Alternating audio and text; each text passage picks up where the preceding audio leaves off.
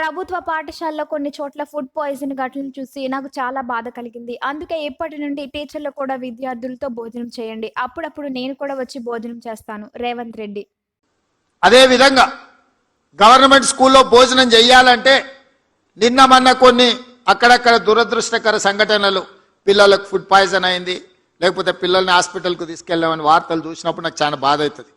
ఎందుకంటే నేను diet charges పెంచిన, కాస్మెటిక్ ఛార్జెస్ పెంచిన, ఇవాళ ఎవరైనా ఎంత ఆగర్భ శ్రీమంతుడైనా తినే సన్నబియ్యం ఇవాళ పేదోళ్ళకి ఇచ్చిన పాఠశాలల పిల్లలకు పెట్టమని నేను చెప్పిన.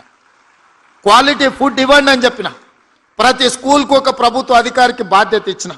ఇప్పుడు నేను మా టీచర్లను విజ్ఞప్తి చేస్తున్నా, మీరు కూడా వాళ్ళతో భోజనం చేయండి. వీళ్ళు ఉన్నప్పుడు నేను కూడా వచ్చి వాళ్ళతో భోజనం చేస్తాను.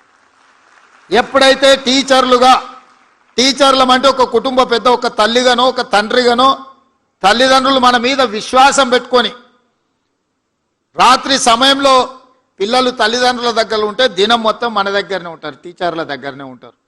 50% పేద పిల్లల బాధ్యత మా టీచర్ల దగ్గరనే ఉన్నది.